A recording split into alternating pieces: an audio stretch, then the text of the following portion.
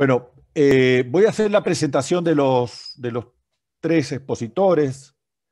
Después tengo entendido que va a empezar el maestro Raúl por razones de su agenda. Valeria, perdón Germán, no me sale la pronunciación prusiana de su apellido. Pero Valeria. Perfecto, Valeria está incluso mejor. Bien, Valeria. Valeria es doctora en Derecho de la Universidad de Buenos Aires, investigadora y docente de la Facultad de Derecho de la Universidad de Buenos Aires y la Universidad Nacional de Quilmes, en la Argentina, y del Max Planck Institute de Alemania y el Freie Universität de Alemania.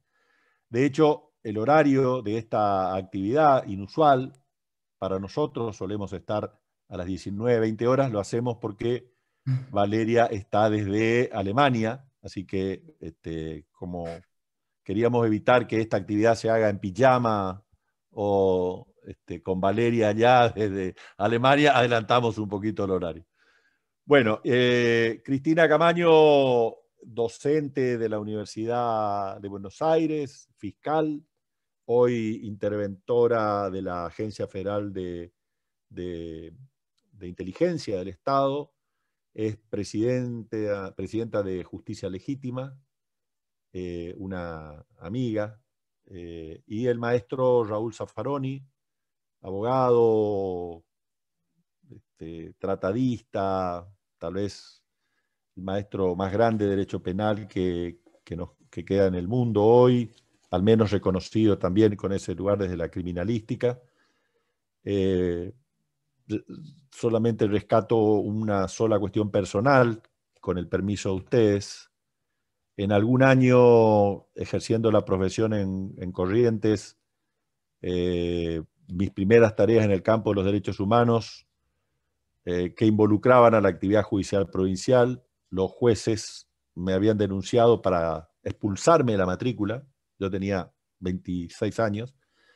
Y tuve el honor de contar con la defensa profesional del maestro Zaffaroni, que acompañó con la generosidad que todos lo conocemos, así que no podía hacer solamente una presentación muy breve y académica, sino lo hago también desde el profundo respeto y afecto que lo tengo al maestro Zaffaroni.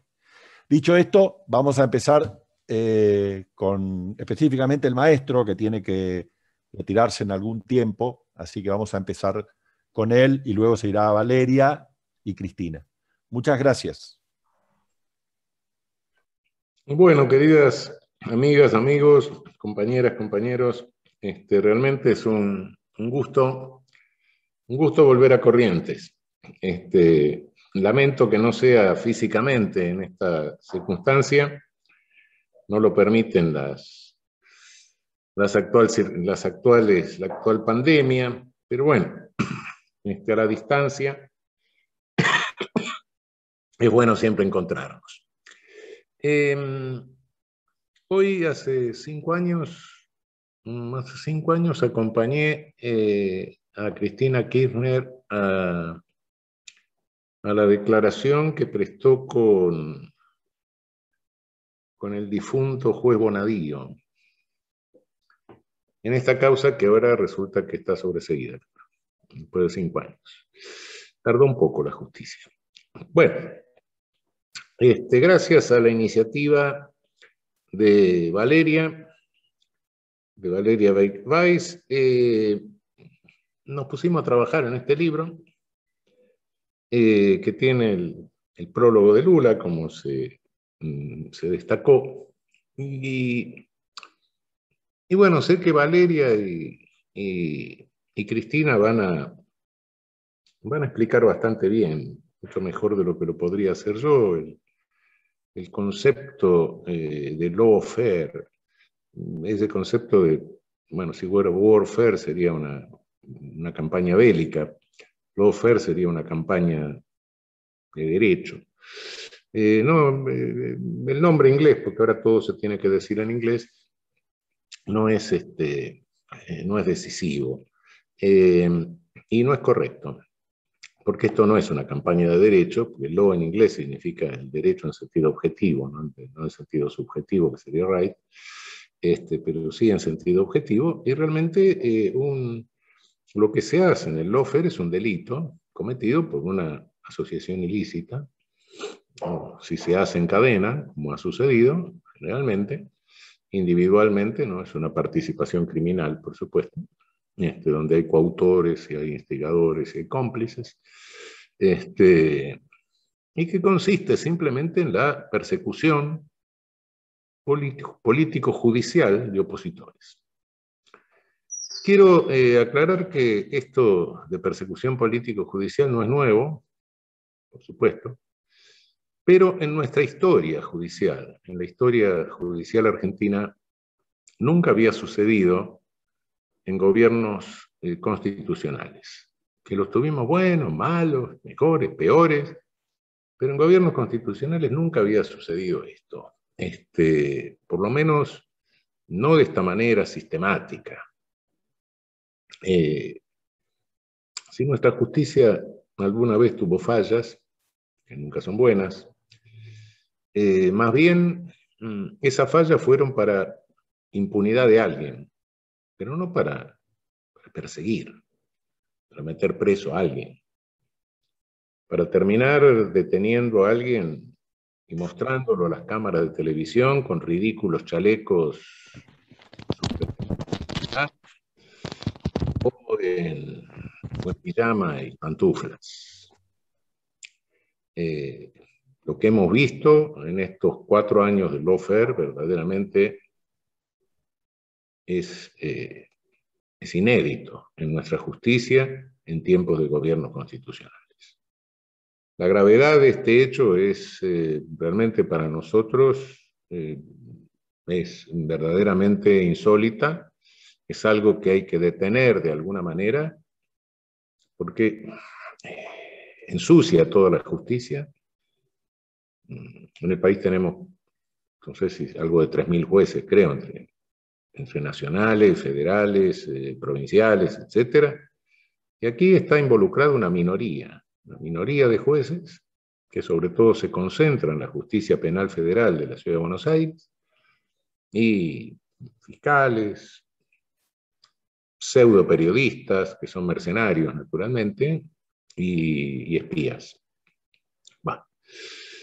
El fenómeno puede ser tomar algún hecho de corrupción que se puede dar en cualquier gobierno, tratar de llevar la responsabilidad hasta la cúpula en función del principio de causalidad, lo cual es absurdo porque la causalidad no puede ser nunca un criterio de imputación, puede ser la base de un criterio de imputación, pero no el criterio de imputación, porque si por la causalidad fuésemos a imputar cualquier delito, bueno, hubo un autor alemán que decía que por esa vía se podía decir que el responsable del adulterio era el carpintero que había hecho la cama, y podríamos llegar a Adán y Eva, claro, o a Dios que hizo el mundo, de modo que la causalidad no es un criterio de imputación.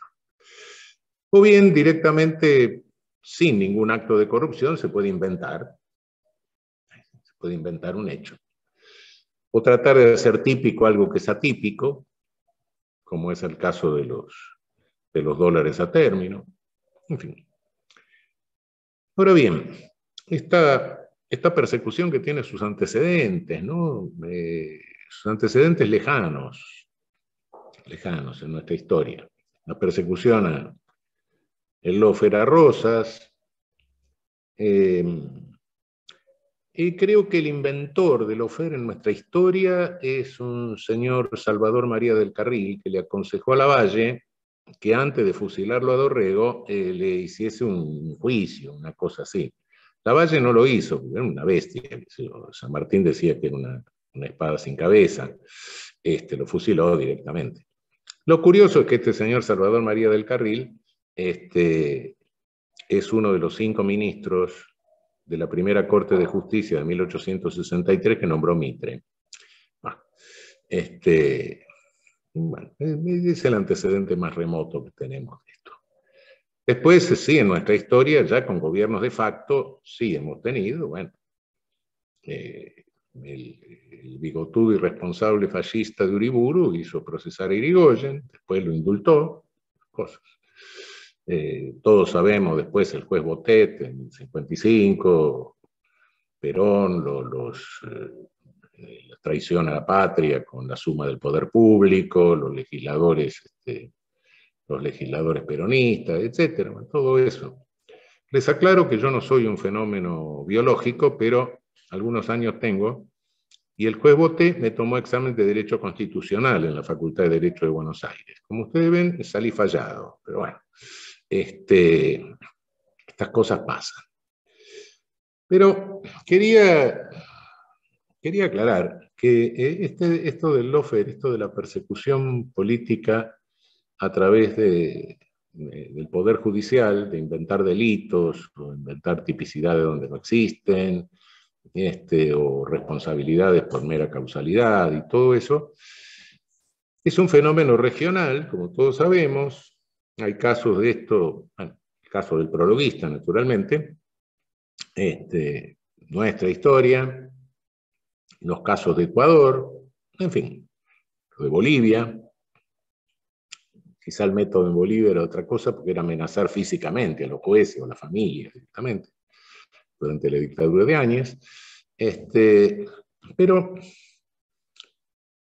lo que quisiera explicar un poco es a qué obedece este fenómeno. Este fenómeno, sí, claro, el objetivo lo tenemos claro. El objetivo es perseguir por supuesta corrupción, es decir, hacer de la corrupción el nuevo Satanás y de los políticos populares las nuevas brujas, y bueno, no tanto penar, sino incluso proscribir movimientos populares o inhabilitar candidatos.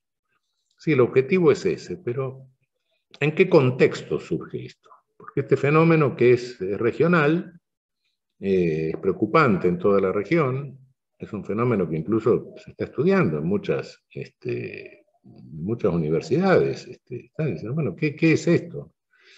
Es un objeto de estudio. ¿En qué contexto se produce? Porque si no entendemos el contexto de poder a que responde esto, creo que nos vamos a confundir. Creo que esto se produce como resultado de un tardo colonialismo que estamos sufriendo. Nosotros hemos pasado, bueno, el colonialismo originario, después el colonialismo el neocolonialismo de nuestras repúblicas oligárquicas en toda la región. Después hemos pasado el neocolonialismo de seguridad nacional. Pero no nos confundamos con que es otra etapa. Es un tardo colonialismo. Que responde a un cambio de poder planetario, a un cambio de poder en el mundo. Seamos conscientes de eso. Es un cambio de poder que obedece a un cambio que se operó hace algunas décadas en el capitalismo. El capitalismo productivo se dio ante una hipertrofia del aparato financiero en el mundo, en el hemisferio norte, y eso ha generado un fenómeno de financiarización de la economía. ¿Qué significa esto? Significa que el poder en el hemisferio norte no está en manos de los políticos del hemisferio norte ni de los gobernantes del hemisferio norte, que son rehenes de gerentes de corporaciones. Y las corporaciones son enormes conglomerados, masas de dinero. En un momento en que el dinero son papeles, porque, bueno, desde que el Imperio Alemán acabó con la plata y desde que Nixon acabó con el patrón oro, son papeles. Papeles en los que todos confiamos, sí, por eso funciona. Pero que ni siquiera existen en los números que se contabilizan. porque a través del crédito bancario lo llevamos, el banco da crédito, el que recibe el crédito lo lleva al banco, se vuelve a dar en crédito, queda un 7% de papeles, el resto no existen. El resto son números en computadoras que se pueden, tocando un teclado, se pueden transferir. Y esas corporaciones están dirigidas por los CEOs, que son los que tienen el poder hoy. Los políticos del norte, lo vemos lo que le está sucediendo con las vacunas, ¿no? Los políticos del norte son lobistas de las corporaciones, en el mejor de los casos, y no pueden hacer mucho, algo que afecte a sus corporaciones, porque bueno, se los cargan directamente, y los CEOs, los gerentes, los Chief Executive Officers, tampoco son los dueños del dinero. No es lo mismo que pasaba en el capitalismo financiero. Hoy no existe Henry Ford. Con Henry Ford se podía negociar porque era el dueño. Henry Ford podía decir, bueno, en vez del 15% voy a ganar el 14%, el 13% o el 2%. Él lo podía disponer. Estos no lo pueden disponer. Porque están ahí nada más que para obtener la mayor ganancia en el menor tiempo. No hay otro. Y si no lo hacen, lo reemplazan. Lo reemplazan automáticamente porque las posiciones de ellos, naturalmente, son posiciones envidiables. En consecuencia, hay muchos que le están moviendo el piso permanentemente. Y cumplen eso. Realizan la mayor ganancia en el menor tiempo a costa de lo que sea. Y van rompiendo límites éticos, límites legales. Y en pocos años, este capitalismo financiero se ha convertido directamente en la criminalidad organizada, en una macrocriminalidad organizada poderosísima. ¿Por qué? Porque comete delitos. Delitos como son la macroestafa del 2008, delitos como son administraciones fraudulentas que vacían estados, como nos ha sucedido a nosotros con los 47.000 millones de dólares, etc. Y las otras deudas también, fabricadas. Cometen ecocidios, no les importa destruir medio ambiente, romper equilibrios ecológicos que se han hecho a lo largo de cientos de miles de años, y en los cuales se comportan como elefantes en un bazar, ¿no? La propia pandemia que tenemos, a mí nadie me va a convencer que es producto de que un chino se comió un murciélago. Los seres humanos se han comido todo lo que anda caminando por el mundo y no pasa esto.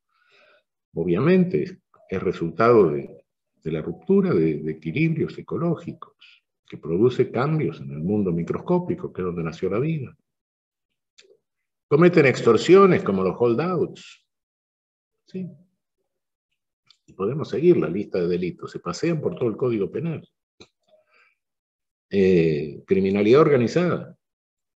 Y no solo eso, tercerizan agujeros de mercado, como es el de la droga, como es el de todos los tráficos ilícitos. Están tercerizados.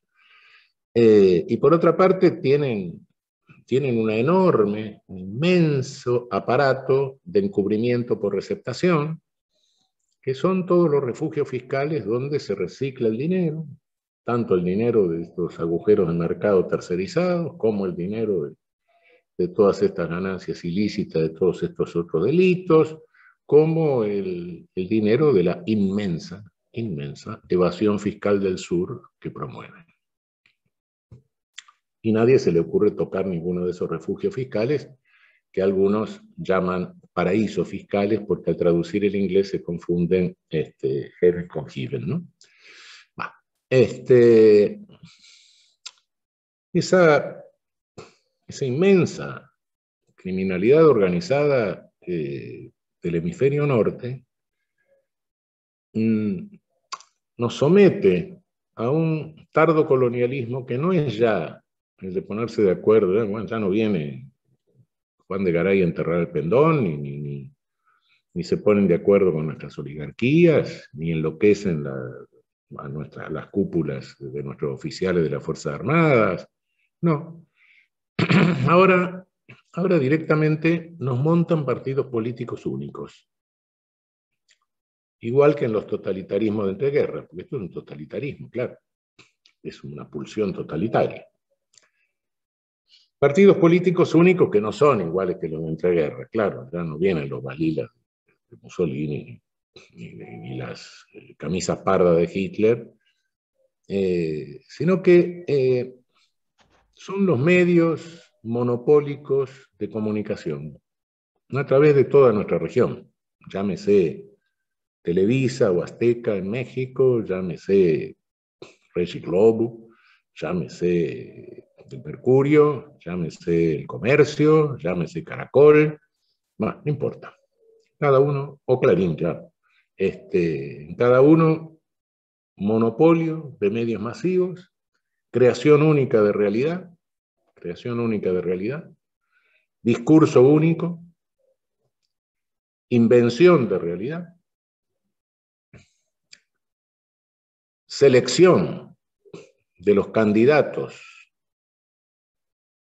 a agentes locales de esta gran criminalidad organizada del norte, transnacional, llevar adelante las campañas electorales de los candidatos así seleccionados, corrompernos nuestra democracia y meterse en el aparato político. Cumplen la misma función que el Völkische Beobachter o el Pravda, más o menos. Pero además no solo son medios de comunicación como eran aquellos, sino que son directamente partidos políticos. Operan como partidos políticos únicos. Y naturalmente en esta operatividad, parte de eso es su participación indispensable en estos operativos del OFER. Es decir, este fenómeno es directamente el camino que sigue hoy este poder planetario para someternos. Y una vez que estos candidatos son electos, ¿qué se hace? Endeudan astronómicamente a nuestros países. Se sigue aquello sobre lo cual San Martín advertía en el Perú: no se endeudan, cuidado, no, rompen esa regla, entregan nuestra soberanía, porque además las deudas se contraen con algo que no sé si son contratos.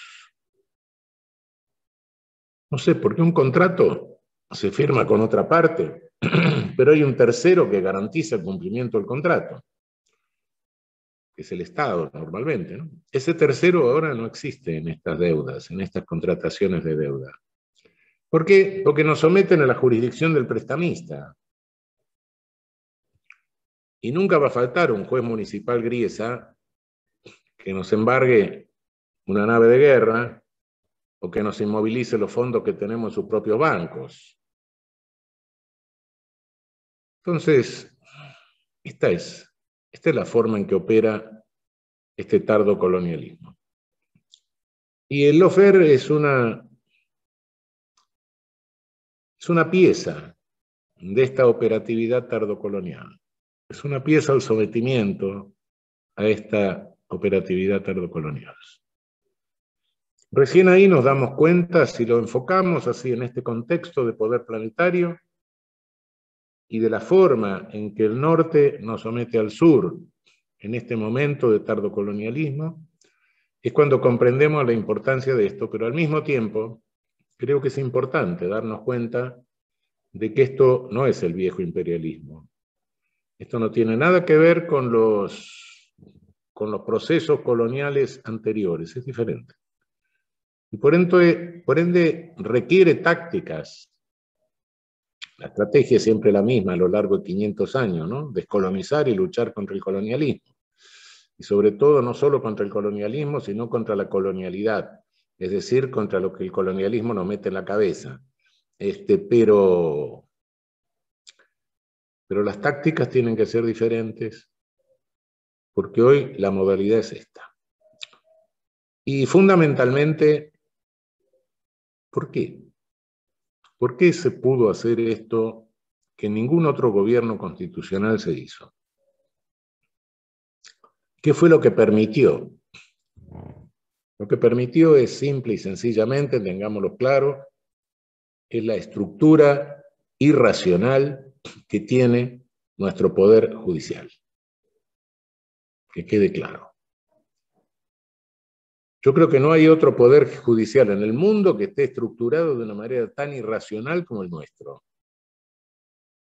Empezando por tener una Corte Suprema de 5 personas, que es la última instancia en materia de control de constitucionalidad, y que además por sí, ante sí, decidió ser la última instancia en cualquier causa, de cualquier materia, de todo el país, como se le da la gana. Si no se le da la gana, no. Todo ese poder está concentrado en 3 personas, porque de 5, 3 son la mayoría. Si a alguien de todos los que hablan de la República le parece que esto es republicano, a mí me parece que es antirrepublicano, porque no es aconsejable en una república semejante concentración de poder. No solo semejante concentración, sino semejante concentración en 3 personas que en la mayoría de los casos no saben lo que están firmando. ¿Por qué? Porque no existe en el mundo nadie que conozca todo el derecho. Uno puede ser un especialista en una rama, puede saber derecho constitucional también, puede en una de esas saber algo más de otra, pero ahí para. Derecho es un fenómeno complejo, demasiado complejo. Por otra parte, nuestro control de constitucionalidad es enormemente débil. ¿Para qué sirve? Solo para que no se aplique en el caso la norma constitucional o inconstitucional cuando la declara así después de años la Corte Suprema. La norma sigue vigente y no solo eso, sino que cada juez puede volver a considerarla constitucional por más que la Corte Suprema la haya considerado inconstitucional, porque ni siquiera tenemos la obligación para todos los jueces de stare decisis que tiene la Suprema Corte de Estados Unidos. ¿Por qué? No lo sé, porque está copiado nuestro sistema de Estados Unidos, pero nosotros no lo tenemos. Entonces la jurisprudencia constitucional de nuestra Corte Suprema tampoco es obligatoria. Cada juez puede seguir diciendo lo que se quiera, hay que seguir 4 o 5 años todas las instancias hasta llegar a la Corte Suprema, y cuando se llega a la Corte Suprema volverá a considerarla inconstitucional o constitucional, según que de los 5 no se haya muerto nadie o se haya jubilado a alguien y en consecuencia la Corte esté integrada de otra manera y tenga otro criterio. Esa es la seguridad jurídica que nos da nuestro control de constitucionalidad. A lo cual le tenemos que sumar otro detalle. Nosotros tenemos códigos únicos, sí, pero con 25 posibles interpretaciones diferentes, una por cada provincia, la Ciudad de Buenos Aires y lo federal. Es decir, un señor puede ser un delincuente, de un lado de un retén policial, del otro lado el retén policial, por la misma conducta, le pueden dar una medalla y considerarlo un héroe nacional. ¿Por qué? Porque no hay nadie que unifique los criterios de interpretación. En fin,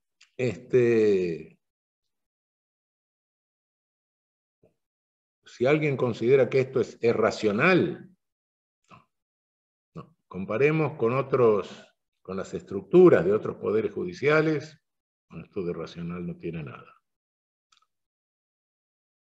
Y esos terribles defectos institucionales son los que utiliza el lawfare. Y lo puede utilizar cualquiera, ese es el grave problema. Lo puede utilizar cualquiera. Una minoría de jueces, como les decía hace un rato, una minoría de jueces colocados en posiciones estratégicas, colocados inconstitucionalmente en posiciones estratégicas, después de perseguir a algunos que no gustaban, por un presidente que en la historia ha tenido un grado de sinceridad que no tuvo nadie. Yo nunca creo mucho en ningún presidente que diga, no, yo quiero una justicia independiente. Y no creo mucho porque a nadie le guste que lo controlen mucho. Pero Macri ha tenido la enorme y desfachatada sinceridad de decir: yo quiero jueces propios. Yo no lo había dicho nadie, realmente.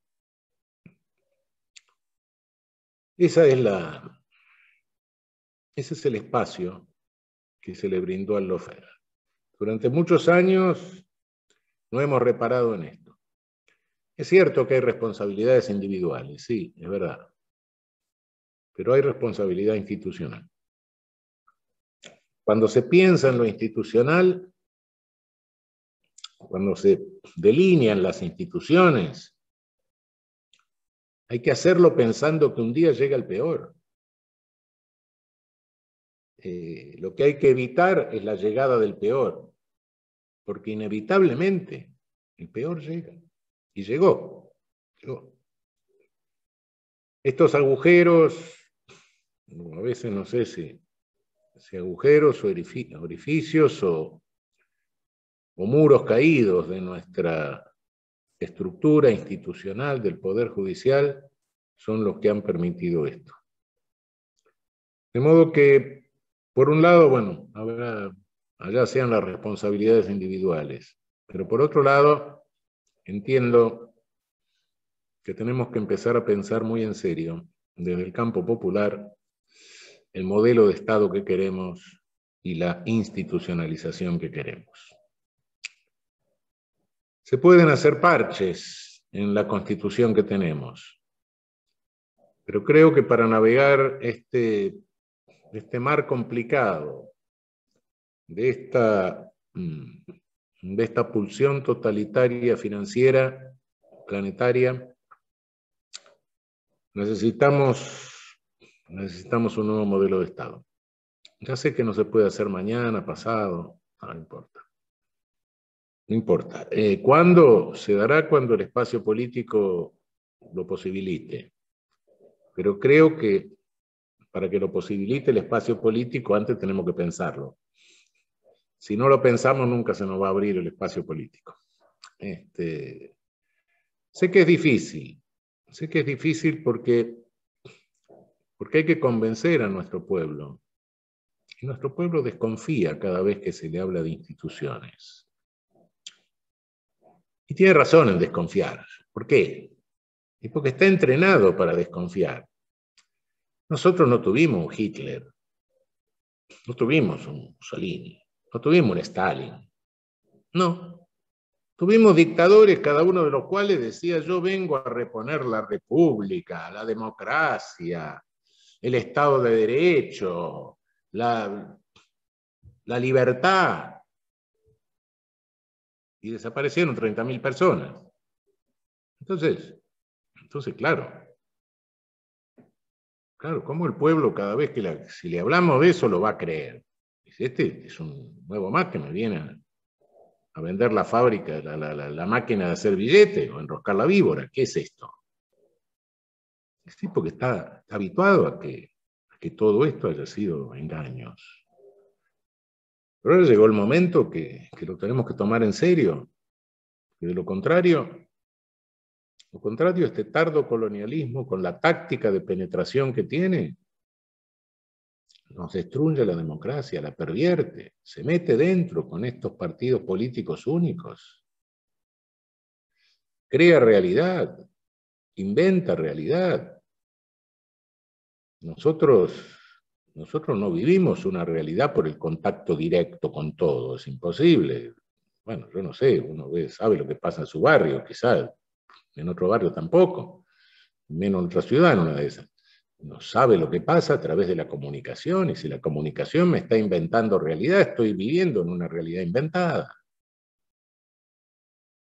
Ese es el grave problema. Es decir, tenemos que pensar en una pluralidad de medios, pluralizar la comunicación y pensar el modelo de Estado que necesitamos. Ya vendrá el espacio político, sí, pero no es que antes vamos a crear el espacio político y después lo pensamos. Pensémoslo antes. Pues el espacio político en algún momento vendrá, el resultado de una lucha, pero para luchar tenemos que saber por qué vamos a luchar. De modo que creo que independientemente de lo que sean las responsabilidades individuales, tenemos que empezar a pensar en una prevención institucional que evite estas aberraciones y otras que pueden venir como resultado de los defectos institucionales que tenemos. Perón en su momento lo pensó y hizo la Constitución del 49. Después la derogaron, no sabemos por qué. Bueno, cada vez que se avanza en el campo popular hay que tratar de asegurarlo institucionalmente. Y acá no se trata solo de asegurarlo institucionalmente, sino se trata de evitar los flancos de defectos institucionales por los que nos pueden destruir totalmente nuestra democracia. Bueno, muchísimas gracias.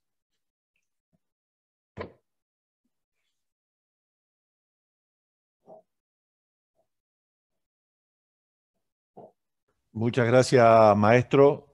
Sabemos que en algunos minutos tiene que retirarse. Les agradecemos su participación.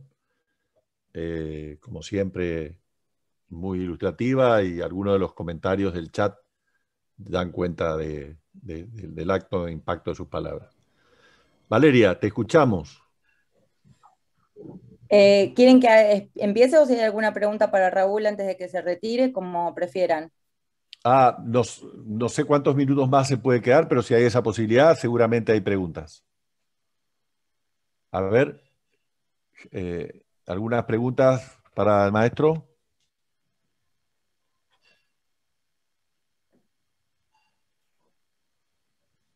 Hola, Pablo. Sí, Rubén, dale. Sí, quería preguntarle, a ver, todo lo que él dijo clarito, pero la bajada, eso acá, ¿qué papel jugó la Fundación Libertad? Que la prensa por ahí no podemos desentramar y no podemos ingresar eso. ¿Y qué papel juega el intercambio de jueces federales en relación a el contacto directo con la Embajada de Estados Unidos, donde van a capacitarse, entre comillas, lo que antes era la Escuela de las Américas, ahora van los jueces a capacitarse? Bueno, en realidad hace tiempo que ese intercambio con Estados Unidos se viene dando por parte de algunos jueces. Hasta llegó a haber una orden, creo que se llama la Orden del Tornillo, ¿no? Una cosa por el estilo, no me acuerdo, no sé si estoy inventando. El problema no es que hagan turismo, sino que pueden ir a Estados Unidos, pueden ir a cualquier lado, pero el problema es que los jueces no salen de una incubadora. Los jueces los formamos en la universidad. Entonces creo que no es tanto dónde van los jueces, sino qué enseñamos en la universidad. Y entre otras cosas, en la universidad no se enseña, ni nadie escribió la historia de nuestro propio Poder Judicial. Si seguimos enseñando en la universidad que los jueces son asépticos, que son apolíticos, que son ideológicos, que son asexuados, y bueno, por suerte no hay jueces de eso porque serían enfermos. Pero en realidad estamos jugando directamente a una ficción. No, el juez tiene que tener una cosmovisión. Y el derecho es un fenómeno cultural, es un fenómeno histórico, es un fenómeno político. Y cada sentencia es un acto de gobierno, porque es un acto del poder del gobierno de la polis. Es un acto político. Entonces yo no me preocupo tanto porque vayan a Estados Unidos, vayan a donde quieran. El problema es si están suficientemente formados como para poder ir a cualquier lado y escuchar cualquier cosa. Quieren hacer turismo, que lo hagan. Pero lo que me interesa fundamentalmente es que carguemos también la responsabilidad los teóricos acerca de qué derecho estamos enseñando y cómo estamos entrenando a los que van a ser los futuros operadores. Ese es el asunto.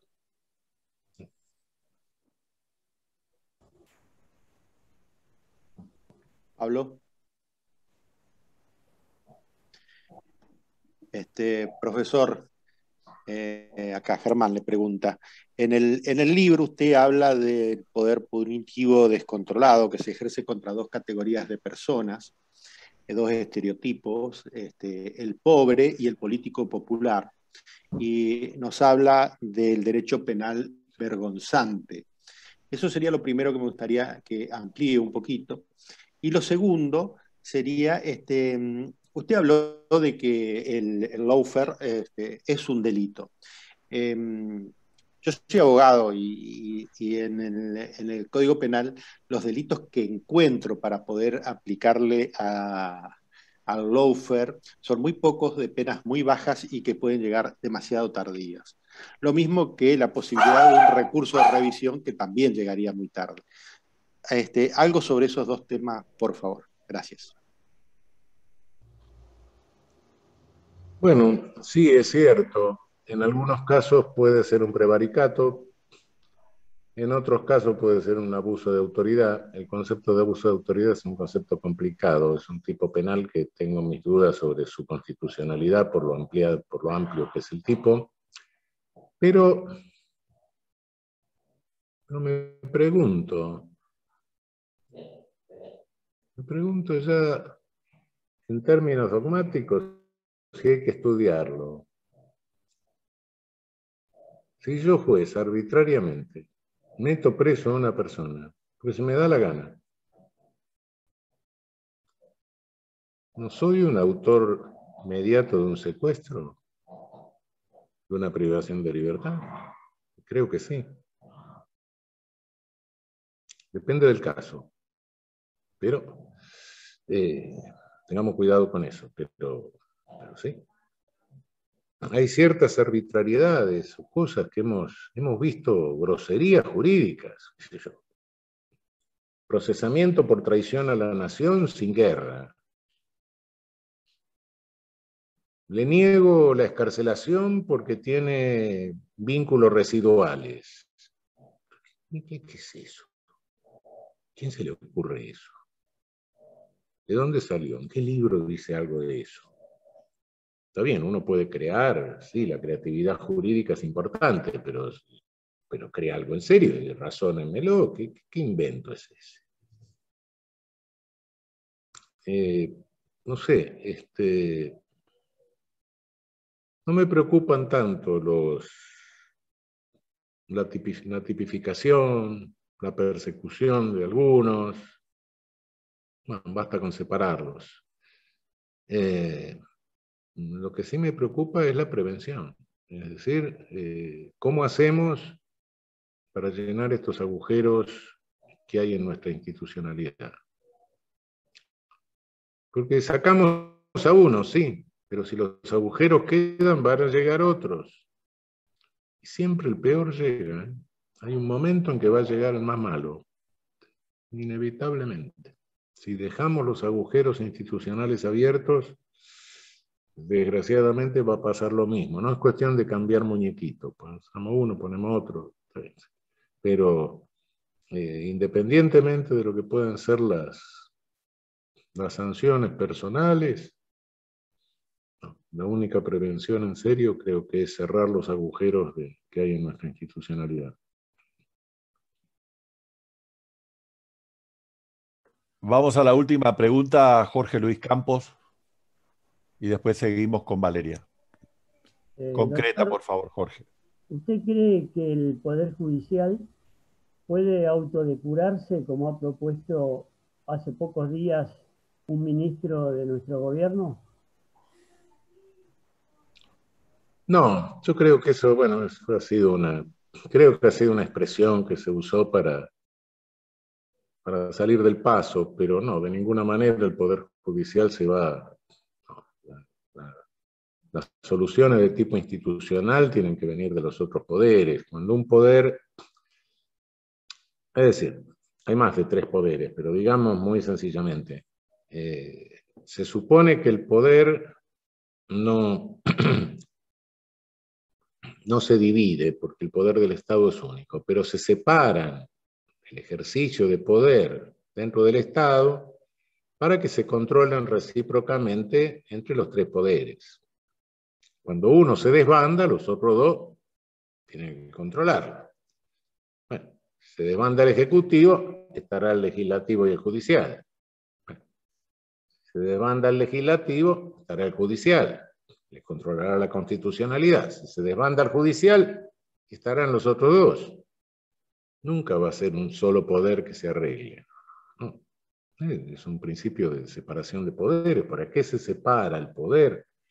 ¿Para qué se separan los órganos de poder? Y se separan para que nadie lo monopolice y en consecuencia se puedan controlar entre ellos. Es el sistema de peso y contrapeso, ¿no? Decir que no, voy a dejarlo para que se arregle solo cuando se desbandó. No, para eso están los otros poderes.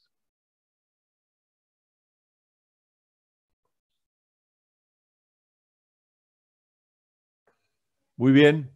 Ahora sí le dejamos, maestro Solís. Muchas gracias. Al contrario, Claro, un abrazo. Muchísimas gracias. Chao. Gracias, maestro.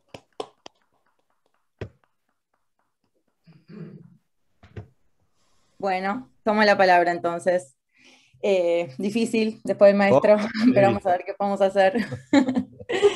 Les quería agregar que además del prólogo de Lula, queremos recordar que el libro cuenta con 2 prefacios, uno a cargo de Eli Gómez Alcorta, la ministra de las Mujeres, Géneros y Diversidad, y otro a cargo del politólogo y sociólogo Batilio Borón, que también los y las invito a leer con entusiasmo, y darles la primicia que ya está casi lista la edición del libro en portugués, así que ya va a estar también habilitado para el público de Brasil. Y bueno, un poco como para traer un poco el concepto de lawfare del que veníamos hablando y viendo cuál es realmente el contenido en términos de definición, lo que nosotros proponemos un poco en el libro es que el poder punitivo del Estado no deja nunca de tener la posibilidad de acudir a la violencia física directa, lo vimos nosotros obviamente en la última dictadura cívico-militar, pero también lo vemos continuamente, por ejemplo el caso de Marielle Franco en Brasil, que el Estado siempre tiene este último recurso de acudir a la violencia directa para poder silenciar a los opositores díscolos o que no responden a los parámetros del status quo, pero que también tiene esta otra herramienta más sofisticada, que es la que se vino a dar a conocer como lawfare, pero que también lo podemos llamar guerra jurídica, uso político del poder judicial, uso político del derecho, y que nosotros lo definimos como la muerte jurídica y política del oponente. Y decimos muerte jurídica porque lo que se busca en última instancia es que la persona no pueda volver a competir en el juego electoral. Es lo que trataron de hacer con Cristina y no pudieron, es lo que lograron hacer con Lula. En el caso de Evo Morales, lo lograron, no se pudo presentar como senador porque le requerían el domicilio en Bolivia. Entonces el lawfare principalmente se utiliza para esto, buscar la muerte jurídica, que la persona no pueda volver a desempeñarse en el terreno democrático. Ya no necesito asesinarlo físicamente, sino que me basta con volverlo un muerto jurídico. Y obviamente esta muerte jurídica viene asociada a la muerte política. En cuanto a que lo que trata el lawfare es de estigmatizar a la persona como corrupta o como corrupto y que esa imagen quede instalada. Y en ese sentido, no importa que hoy en día, por ejemplo, hoy tengamos el sobreseimiento de Cristina o de Axel, que obviamente es una noticia excelente, pero ¿cómo logramos que eso revierta la muerte jurídica y política que intentó ocasionar en el momento 1? ¿Es posible hoy salir a explicarle a los convencidos de que Cristina es una corrupta que no lo es, con un sobreseimiento que llega 5 años más tarde y que pocos entienden de qué se trata? ¿Que pocos pueden comprender cuál es el contenido jurídico de esta sentencia? ¿Es posible hoy, incluso con el dictamen del Tribunal Superior en Brasil, convencer a los millones de brasileros que hoy están convencidos de que Lula es un corrupto que no lo es? Entonces el lawfare no intenta ni siquiera llegar a una sentencia condenatoria firme o ni siquiera es que realmente le interesa que la persona quede privada de libertad por años. Lo que le interesa es el efecto extrajurídico de la muerte jurídica y política de este oponente. Entonces, de esto tenemos que tener mucha certeza, porque cuando llega el sobreseimiento y uno piensa, bueno, se derrotó al lawfare en este caso. No, el lawfare ya produjo los efectos deseados. ¿Es un logro que hoy tengamos el sobreseimiento de Cristina Excel? Es un logro, pero no implica que se venció el lawfare en esta causa. El lawfare ocasionó y produjo el efecto que buscaba, que por 5 años todos y todas estuvieran convencidos de que Cristina distorsionó el manejo del dólar y del Banco Central y del dólar futuro. Y esto es muy difícil de deshacer. Por eso cuando Raúl hablaba de prevención, esto es clave. Al lawfare hay que derrotarlo antes de que pueda empezar a actuar, en el momento cero, cuando la denuncia se presenta o incluso antes de que se presente la denuncia. Esto lo logramos de alguna forma en el fallo del 2x1. ¿Se acuerdan cuando fue el fallo del 2x1 en los casos de lesa humanidad? Nadie esperó a que fuera un tribunal a revertir la orden o a que el Poder Ejecutivo tomara una decisión, sino que la gente salió a la calle y produjo la respuesta estatal. Y esto es lo que habría que también buscar en el caso del lawfare, porque cuando el derecho responde y reconoce que el caso fue efectivamente un caso de lawfare y donde no había pruebas suficientes de un delito, es tarde. Por eso la importancia también de este libro, porque necesitamos todos comprender este manejo del lawfare para estar al tanto y no confundir la lucha contra la corrupción con la deslegitimación de un partido político o un movimiento social popular. Y bueno, recién hablaban de las embajadas.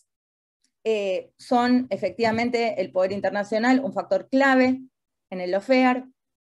También marcamos como otro componente al poder corporativo, al poder judicial, obviamente, y a los medios hegemónicos, esto que Raúl llamaba los nuevos partidos. Porque si yo voy a una denuncia en tribunales y digo que tal o cual cometió un hecho de asociación ilícita, corrupción, incumplimiento de los deberes de funcionario público, y nadie se entera, no hay lawfare. Es más, los medios de comunicación pueden crear lawfare sin el Poder Judicial. ¿Cuántas veces vemos hechos ficticios en los medios hegemónicos que no se corresponden con los datos y las evidencias que existen en los expedientes judiciales? Por eso es fundamental tener estos espacios de discusión, no solamente entre convencidos y convencidas, sino también para afuera, porque el poder que tienen los medios hegemónicos para poder detectar y apuntar a que alguien es corrupto y culpable es impresionante y es muy difícil de revertir una vez que esa imagen ya está instalada, que es la imagen del etiquetamiento. Esta etiqueta de corrupto que uno la puede poner y aunque después venga la absolución, aunque después venga el sobreseimiento, esa etiqueta ya es muy difícil de sacar. Esto lo dijo la criminología muchísimo tiempo antes y pasa también con las personas que están detenidas por causas ordinarias. Una vez que alguien fue detenido por la policía ya se lo etiqueta como delincuente y poco importa que después haya un sobreseimiento, que la persona recupere su libertad, porque ese etiquetamiento es muy difícil de sacar. Y esto es lo que logra el lawfare y que el sobreseimiento y la absolución no pueden revertir. Por otro lado, también queríamos marcar en el libro que lo que llamamos lawfare, en general, es solamente una parte de este mecanismo. Y que en realidad se trata de lo que podríamos llamar más estrictamente lawfare por sobrecriminalización. ¿Qué es esto? El uso distorsionado del Poder Judicial con el soporte del poder mediático, poder corporativo y poder internacional para sobrecriminalizar a líderes populares. Entonces, volviendo al caso de Lula, tengo una denuncia por un departamento que él nunca tuvo ningún tipo de relación y sin embargo el poder punitivo actúa sobredimensionadamente. Pese a que no hay pruebas y que la persona tiene el domicilio fijo, que todo el mundo conoce quién es Lula, igual se le aplica la prisión preventiva, sobre aplicación de la prisión preventiva. Si bien la persona se podría haber presentado a elecciones, no, se sobreaplica el poder punitivo para prohibirle presentarse a elecciones. Hay una sobreaplicación generalizada del derecho penal y del derecho procesal sobre esta clase de dirigentes. Pero por otro lado, también marcamos que el lawfare también actúa por infracriminalización. Y es cuando hay un montón de otros delitos cometidos por los dirigentes que responden más al status quo que pasan completamente desapercibidos. Entonces, por ejemplo, hoy nos encontramos con el caso de Borinsky, con el caso de Hornos, y no es que automáticamente el poder punitivo sale a responder frente a estos hechos. No, en esos casos el poder punitivo es lento, quizás no reacciona en absoluto. Vamos a ver qué pasa con la denuncia sobre la contracción de la deuda externa por el gobierno anterior, pero probablemente ahí también tengamos un lawfare por infracriminalización, es decir, un sistema judicial lento, que no avance, que tome las medidas más leves. Entonces tenemos esta doble vara, que no es una vara nueva, ¿no? El poder punitivo siempre actúa por sobrecriminalización, en general de los pobres, de las personas de los barrios marginados, del hombre joven, sin educación, y infracriminaliza los delitos corporativos, los crímenes contra el medio ambiente, la minería a cielo abierto, los crímenes de los poderosos. Entonces este infrasobre ocurre continuamente en el Poder Judicial con delitos ordinarios, y acá solamente se repite en términos de lawfare, en términos del tratamiento de la dirigencia política. Por esto podemos definir que en realidad el lawfare es la manipulación selectiva del sistema penal para buscar la muerte política y jurídica de dirigentes progresistas y salvar de esa misma muerte política y jurídica a dirigentes funcionales al capitalismo financiero y al status quo, aun cuando hayan cometido delitos. Esta doble variante. Como ya dijo Raúl, también queríamos marcar en el libro esta cuestión de que el derecho no es impoluto, no es matemática, que el derecho es político.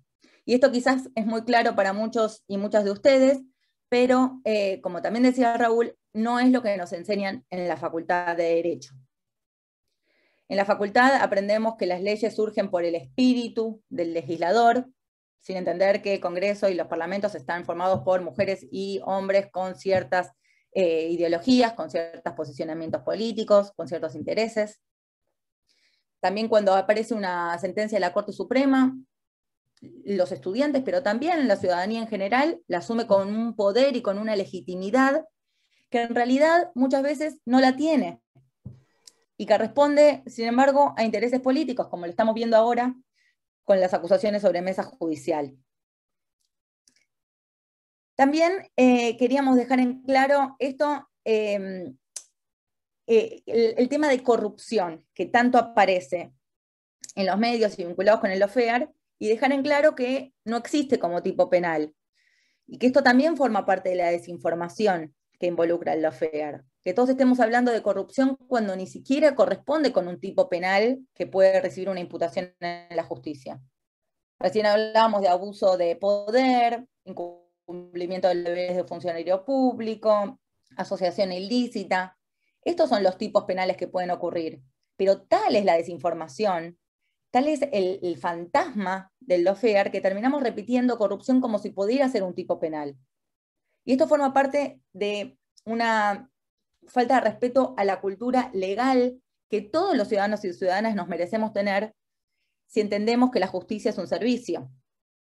Nos merecemos entender cuáles son los tipos penales que se le imputan a nuestros dirigentes y que no nos vendan acusaciones macro y sin ningún tipo de fundamento jurídico como corrupción.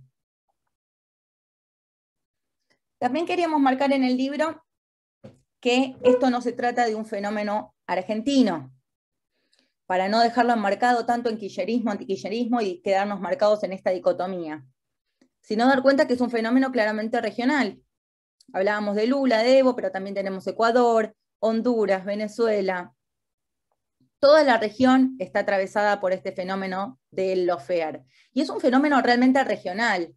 Yo que estoy en Europa, acá ya a las 11:15, así que a punto de ponerme el camisón, les digo que acá este fenómeno del lawfare no es tan difundido.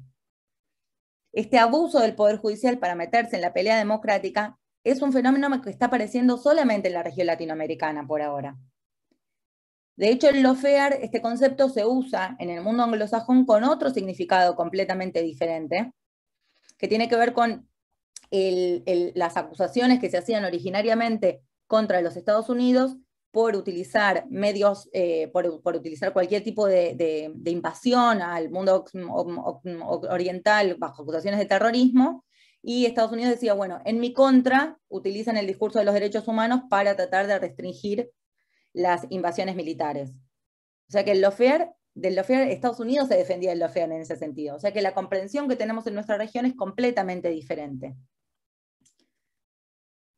Otra cuestión que queríamos marcar en el libro es que el lawfare también responde a otro fenómeno más antiguo, que tiene que ver con utilizar el delito en general como una forma de gobierno. Ahora ya quedó en el olvido, pero ¿se acuerdan del caso Píparo?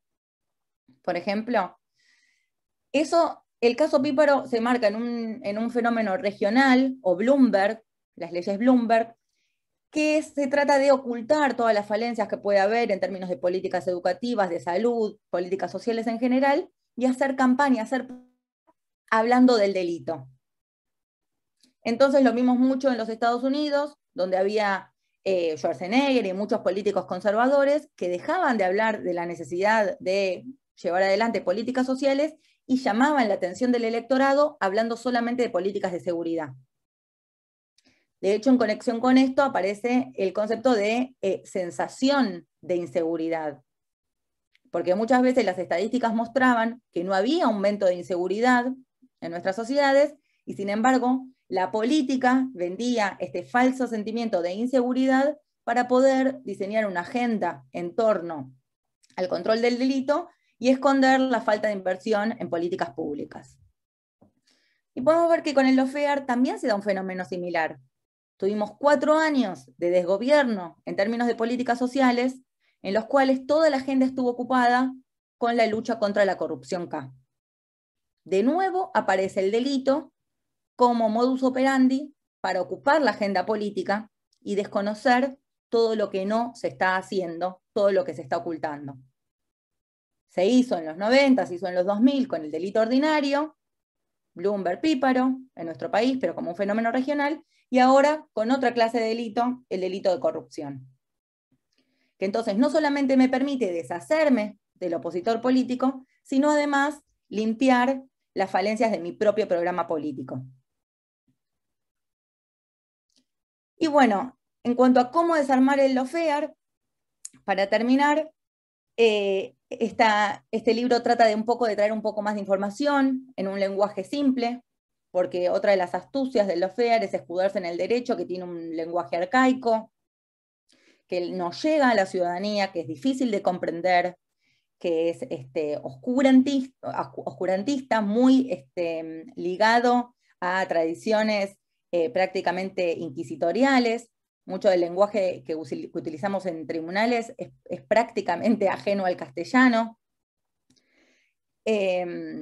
Y entonces este libro trata un poco de romper con eso y hablar en un lenguaje llano.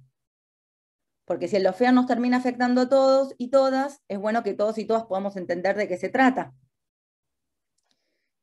Cuando nos enteramos de causas que no podemos entender, es muy difícil hacer algo al respecto.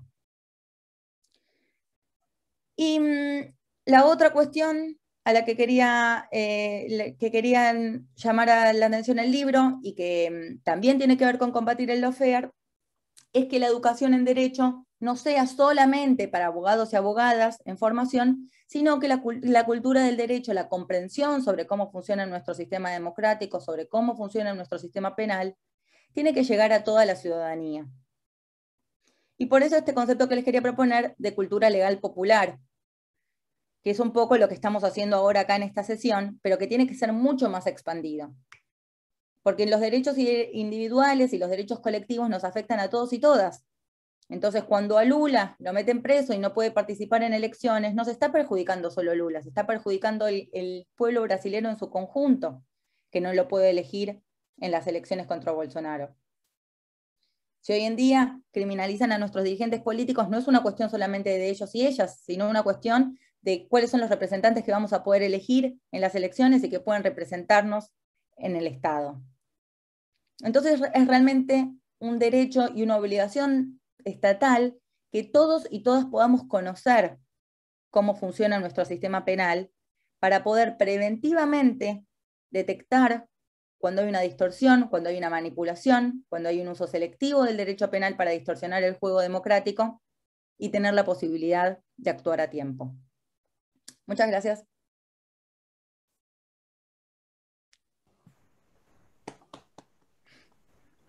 Muchas gracias, Valeria. Muchas gracias. Muy, muy didáctico, muy claro y profundo a la vez. Cristina, te escuchamos y después, en todo caso, abrimos la pregunta para las dos.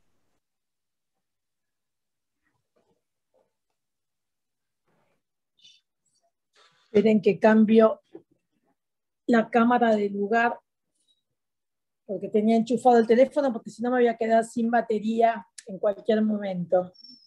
Mi teléfono no aguanta tanto y no me quiero conectar desde la computadora de la agencia. Bueno, en primer lugar, muchísimas gracias por esta invitación. Bueno, entre Raúl y Valeria me parece que han dicho lo más importante sobre el lawfare. Yo lo que podría decir es que tal como lo plantea Lula en el prólogo, Raúl y Valeria en sus capítulos y Atilio Borón en su posfacio, está claro que las élites latinoamericanas utilizan a un sector de los servicios de administración de justicia como antes utilizaban a sectores de las Fuerzas Armadas para neutralizar a los y las dirigentes disidentes o que no se alinean con las aspiraciones hegemónicas, es decir, claramente con los dirigentes populares. Los dirigentes populares son aquellos que le dan más derechos al pueblo, claramente. El Código Civil de Vélez Sarsfield prohibía la muerte civil, si bien la persecución política a través del Servicio Público de Administración de Justicia no encuadra en la definición de muerte civil, sí implica uno de los aspectos de ella, que es la pérdida de derechos. Y quizás uno de los principales derechos de las personas es el respeto de las garantías y la posibilidad de defenderse cuando el Estado te acusa de algún delito. Dejar a los ciudadanos y a las ciudadanas desprotegidos frente al poder punitivo del Estado es el primer paso para su ostracismo, que en la Grecia antigua significaba el destierro de la polis. Sobre eso me gustaría hablar un poco, porque es una manera en cómo se justifica el lawfare, como la violación de las garantías de los derechos de las personas durante el proceso penal. Porque cuando Valeria nos convocó a armar este libro, a escribir este libro, por suerte, ¿no? Porque es lo que menos se me había pasado a mí por la cabeza, pero Valeria es muy movediza, muy curiosa. Y te resististe, Hubo que convencerte. Hubo que convencerme, exactamente, porque yo estaba en el medio acá, media explotada, en la Agencia Federal de Inteligencia. Entonces, bueno, al final, bueno, nos pusimos a armarlo y a mí me tocó la parte procesal. La parte procesal de penal está muy unida, muy relacionada justamente con las garantías constitucionales.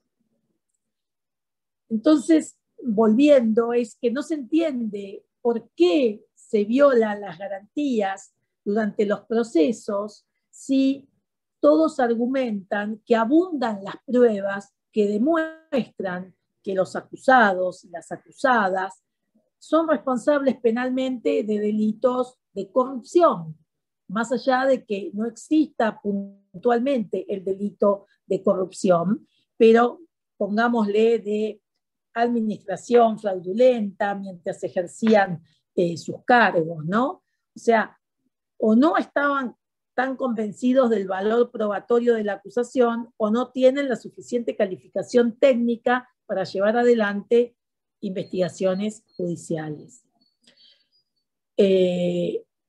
Porque además la violación de las garantías se demostró no solamente en cómo se armaron estas causas, en donde estuvieron metidos los medios hegemónicos, las corporaciones, una parte del Poder Judicial, los medios de comunicación y los grupos concentrados, lo que nosotros conocemos la derecha, sino que también fue la manera en que se llevó adelante, porque no nos vamos a olvidar de vudú en medias y pijama.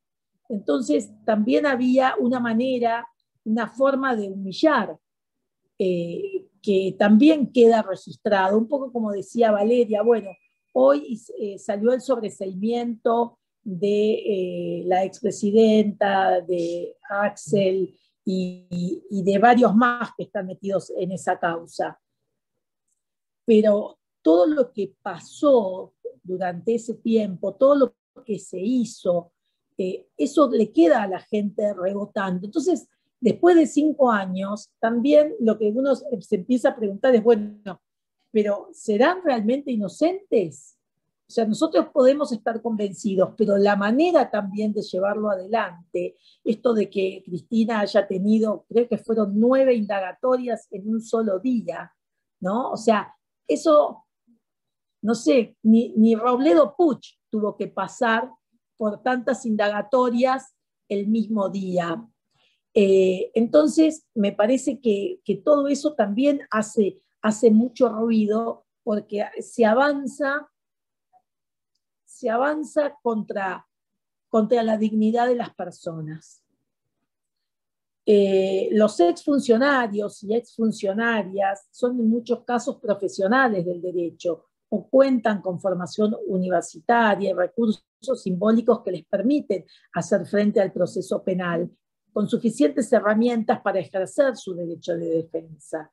Pensemos, sin embargo, si el Poder Judicial o el Ministerio Público aceptan la violación de las garantías constitucionales, ¿en qué situación quedan personas en situación de vulnerabilidad social acusadas de un delito? O sea, si son capaces de hacerle esto a una expresidenta, a un exministro, a un vicepresidente, ¿qué pasa con la persona común que comete un delito?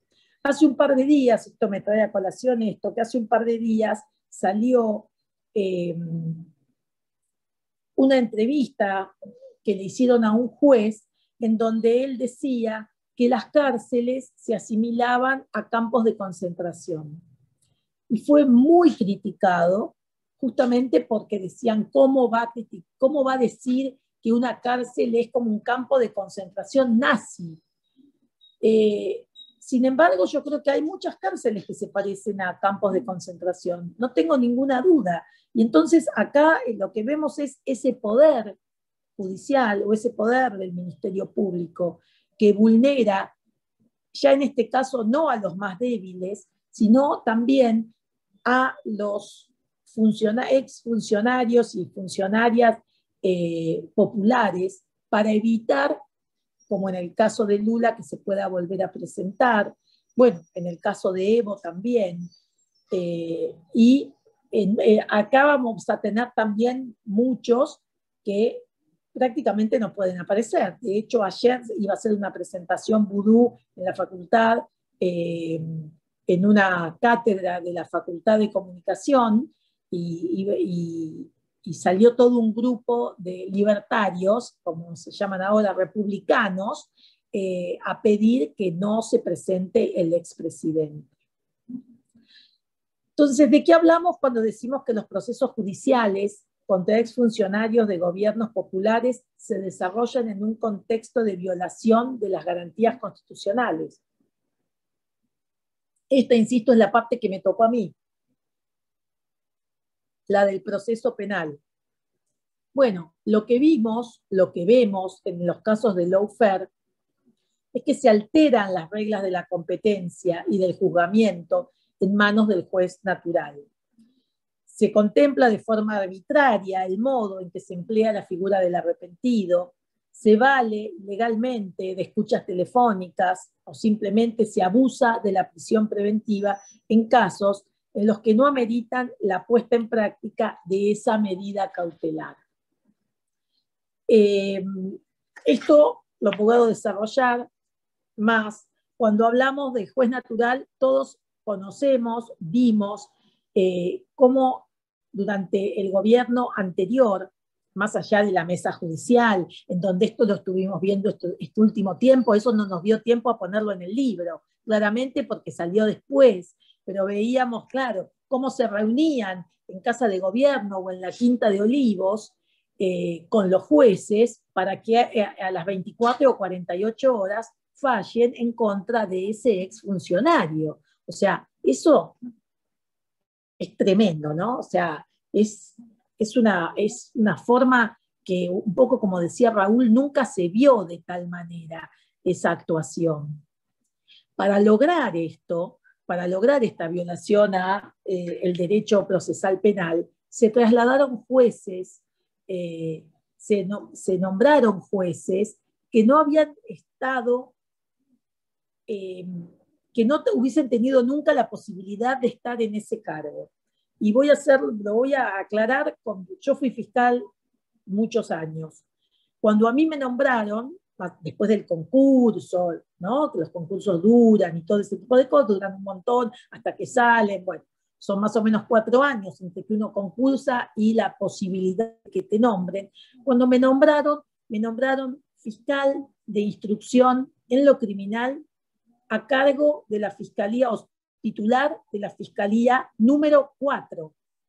Yo no era fiscal de instrucción en lo criminal, punto. Entonces podía ir a la fiscalía 4, podía ir a la 14, podía ir a la 28, podía ir a la 52.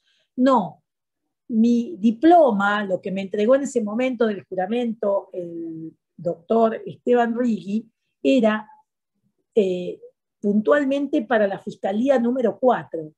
Entonces, si un fiscal se iba de vacaciones o tenía que operarse o necesitaba una licencia por lo que sea, yo podía subrogar por determinado tiempo esa fiscalía. Pero esa no era mi fiscalía. Y tampoco podía, cuando volvía esa persona o cuando se hacía el concurso, decir, no, yo hace muchos años que estoy acá, ¿por qué no me dejan acá? Como el caso de Bertuzzi, por ejemplo. Esas cosas no se pueden dar porque hay un procedimiento que hay que cumplirlo porque hace a la legitimidad del cargo que uno tiene. Entonces, yo era fiscal de la 4 y en algún momento, cuando hubo un jury para el fiscal Campagnoli, estuve trabajando en esa fiscalía. Creo que duró 4 meses. Bueno, estuve subrogando, yo no era la titular, estaba subrogando en esa fiscalía. En estos casos acá se trasladaron jueces y se digitaron sorteos, se armaron forum shopping y se orientaron investigaciones justamente para garantizar que tanto en la etapa de la investigación como durante los juicios orales y en las instancias de revisión de las condenas, los tribunales estén integrados por magistrados y magistradas que formaban parte del acuerdo para aniquilar políticamente a los referentes de fuerzas políticas que formaron parte de gobiernos populares.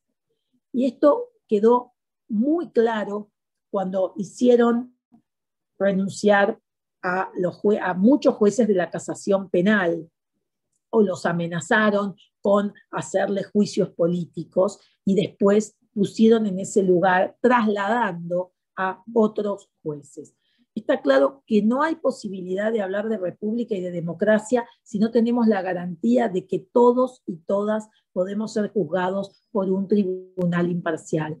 O sea, que el juez que tocaba investigar o después en el juicio oral juzgar haya sido colocado, no solamente rompía con una garantía fundamental que es la del juez natural, sino también que rompía con lo que el juez tiene que ser imparcial, porque si yo te pongo en determinado lugar para que hagas lo que te estoy pidiendo y te digo, te voy a nombrar ahí a condición de, y además antes de fallar me venís a ver y me contás lo que vas a hacer y yo te voy a decir además lo que tenés que hacer en caso de que se te haya pasado algo, bueno, ante una situación de esas características no tenemos jueces imparciales.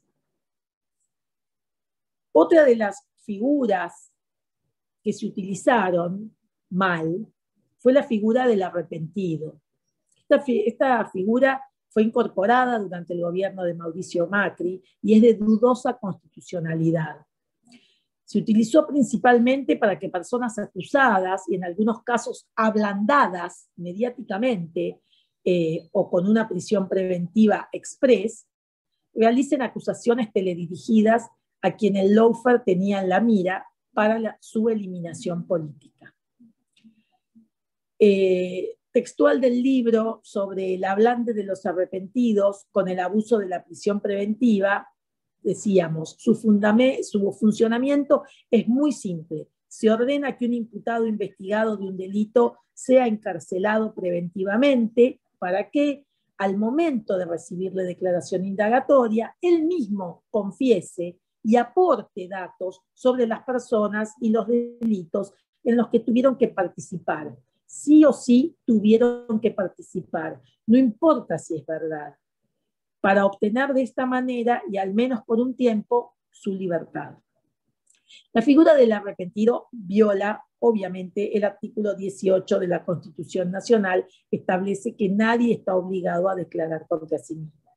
En el libro se plantea que existe una falacia al decir que el autor o partícipe de un delito voluntariamente reconoce su hecho. Esto es parte también del derecho penal vergonzante, ¿no? Es una frase que vamos repitiendo permanentemente en cada uno de los capítulos que trabajamos, porque es el derecho que nos da vergüenza, que estén pasando estas cosas también.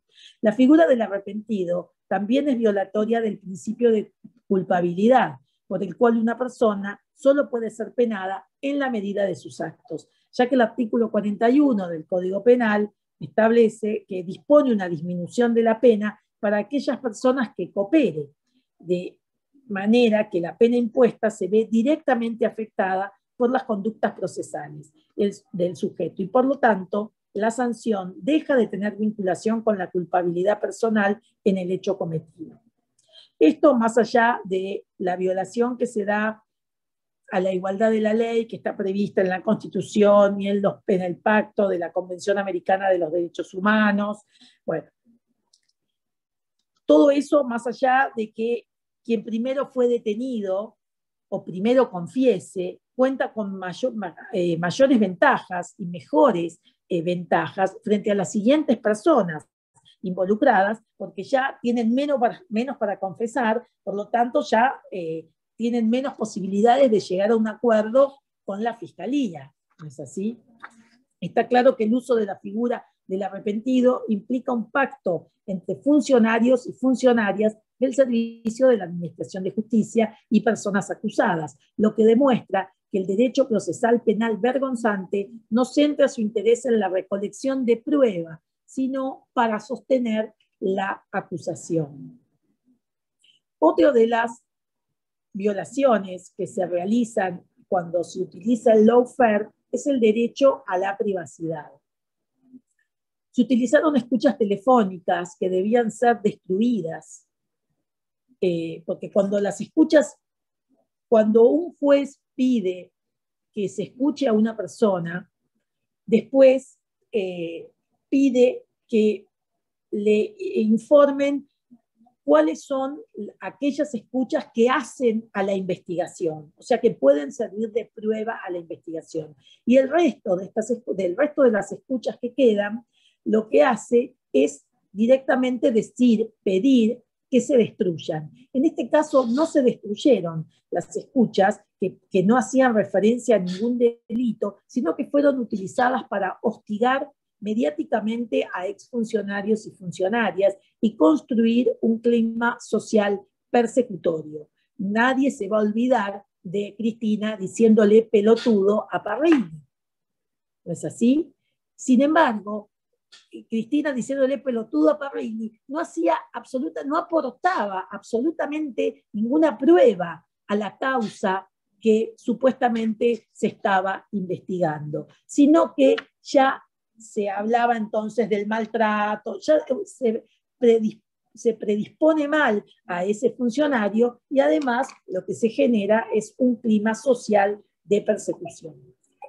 El profesor Julio Mayer, recientemente fallecido, sostenía que la violación de la correspondencia, que se amplía a las comunicaciones personales de todo tipo, es una de las medidas más invasivas, incluso más que el allanamiento del domicilio, por la posible duración en el tiempo y la pluralidad de los afectados. Cuando allanan tu casa, va el policía con una orden sobre lo que tiene que buscar, puede estar 1 hora, si vos se lo entregás, está 10 minutos, si no se lo entregás, puede estar 1 hora, 3 horas, 6 horas, 12 horas. Se termina y se va. En el caso de las escuchas pueden durar meses, incluso años. Yo debo decir que estuve a cargo de las escuchas cuando se las sacaron a este lugar, que ahora se llama AFI y que antes se llamaba CIDE, y se las entregaron a la Procuración General de la Nación. Creo que el plus por el cual yo estoy acá es porque las escuchas se las dieron a la procuradora y Alejandra me puso a mí a cargo, Alejandra Gil Carbó me puso a mí a cargo y durante el tiempo que yo estuve a cargo de las escuchas no hubo ninguna filtración. Bueno, pero debo decir que cuando yo llegué y empecé a revisar las escuchas que había en lo que había sido la CIDE y ahora era Ministerio Público Fiscal, encontramos que había gente que hacía 20 años que se la estaba escuchando. 20 años. El juez de la causa se había muerto. Había venido otro juez que ni siquiera sabía que tenía esa escucha. Esto es para que vean el descontrol que existía. O sea, yo me la pasé mandando oficios a los jueces, cuando no los llamaba por teléfono, a pedirles de dar de baja determinadas escuchas que no hacían a ninguna investigación, porque hacía años que esa causa se había archivado, se había mandado a tribunal oral y ya o se había absuelto o se había condenado. Sin embargo, alguna gente se la seguía escuchando. Entonces tiene razón Julio Mayer cuando dice que es peor que un allanamiento. Peor aún cuando no solamente acceden al contenido de esas comunicaciones, no solamente el funcionario judicial o el Ministerio Público o la defensa, sino también los comunicadores sociales, ¿no? O sea, las escuchas están llenas de materia humana que aporta a estigmatizar a las personas perseguidas. Otro de los elementos utilizados en el lawfare abusivamente es la prisión preventiva. Esta es la herramienta estrella para sacar del político justamente a los blancos del lawfare. Se ha hecho un uso extorsivo de la prisión preventiva como moneda de cambio para lograr las confesiones de los imputados. Nosotros sabemos que la prisión preventiva solamente se debería aplicar en los casos de peligro de fuga o entorpecimiento de la investigación. Acá fue pensada como moneda de ablande, como manera de ablandar a la persona, decirle esto es lo que te va a pasar si no confesás lo que nosotros queremos. Entonces, una persona es imputada en un proceso penal y más allá de si entorpece o no entorpece, o sea, hay peligro de fuga, se creó la doctrina Irursum, por la cual había contactos residuales que podían hacer que esta persona obtenga algún beneficio. Por lo tanto, lo mejor era entonces llevársela detenida, ¿no? O sea que todos sabemos que la prisión preventiva opera como una pena anticipada o como un medio para neutralizar al delincuente, quien paradójicamente todavía es inocente. Está claro que el abuso de la prisión preventiva amparada en el supuesto reclamo social, porque entran por una puerta y salen por la otra, de la demagogia punitiva, no es excluyente de la persecución judicial política y se demuestra en que las cárceles argentinas se encuentran ocupadas por personas inocentes en más de un 50% de los casos. En el caso de los delitos relacionados con la violencia urbana, la prisión preventiva se utiliza para quitar al acusado del medio social, lo que demuestra el fracaso del Estado en la prevención, ¿no? Que es lo que uno debería hacer. Si hay un policía parado cerca, se supone que el delincuente va a seguir de largo. En el caso de los delitos con exfuncionarios y funcionarias acusados, la función del encarcelamiento sin condena es quitarlos del escenario político, sobre todo cuando esas figuras cuentan con legitimidad de una parte importante de la sociedad.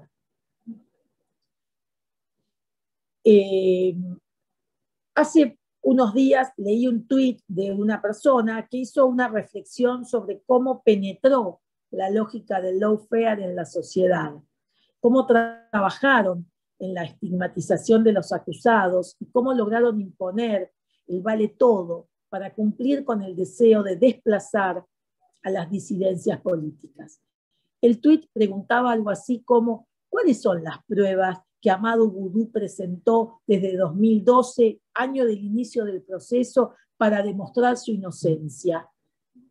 Entonces, acá lo que vemos es que se da vuelta a la situación, porque todos somos inocentes, y es el Estado, en este caso el Ministerio Público Fiscal, el que tiene que demostrar que una persona es culpable. O sea, el Estado es quien debe sostener la acusación con pruebas producidas, respetando las garantías constitucionales. Si las garantías no se cumplieron, el problema no es si hay inocencia o no, sino que no hay un proceso que permita la condena porque está viciado. El lawfare no solamente deja desprotegidos a quienes nos desempeñamos en la función pública, expone a toda la sociedad a graves violaciones a sus derechos y habilita decisiones autoritarias por parte de una de las agencias del Estado, que cuenta además con la potestad de restringir la libertad ambulatoria y tildar de delincuente a personas sin que haya posibilidad de discusión al respecto. Bueno, muchas gracias.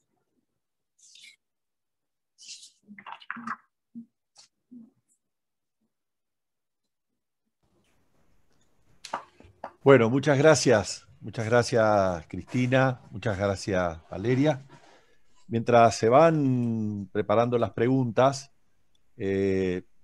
estando en esta actividad organizada por el Ateneo Liberación, como les conté, uno de nuestros objetivos es denunciar permanentemente la situación de las políticas de atraso que vivimos en Corrientes hace muchos años, que han instrumentado algunas de estas políticas, como las que se han denunciado tanto en la exposición del maestro, como la de Valeria y como la de Cristina.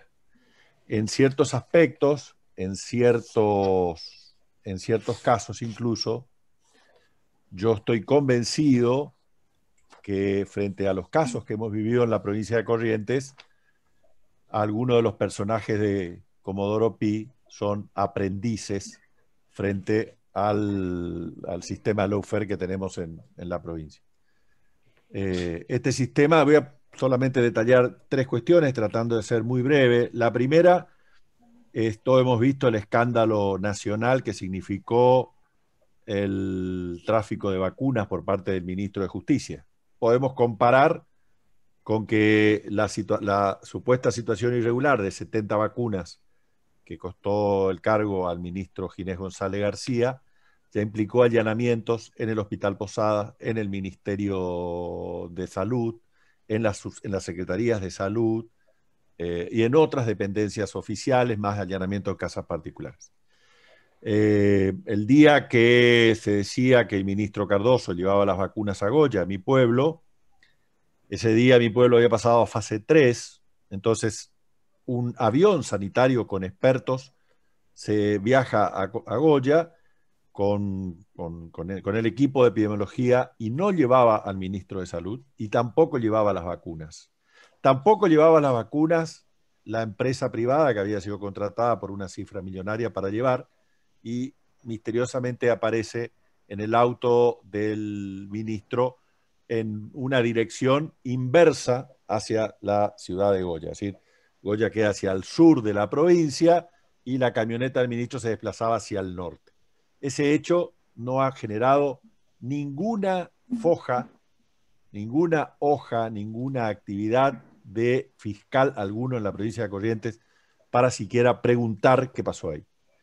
La segunda cuestión, quiero decir que todos los intendentes opositores al gobierno provincial que gobierna la provincia de Corrientes desde el año 2001, todos tienen una o más causas penales, algunos con argumentos tan risibles como el de algún intendente de la costa del Uruguay, que se presentó en particular diciendo que el día de las elecciones que ganó Alberto y Cristina, en las caravanas del pueblo había motos que circulaban, se imaginan la cantidad de motitos que había circulando, y que ese combustible era pagado por el municipio peronista. Bueno, hay una causa penal que tiene ese intendente por esas motitos que habrían sido alimentadas por combustible del municipio, bueno, con lo que la situación de apriete político y de extorsión política, como lo planteaba el maestro Zaffaroni, es evidente en todos los dirigentes, los principales dirigentes opositores que tienen cargos en el Ejecutivo provincial.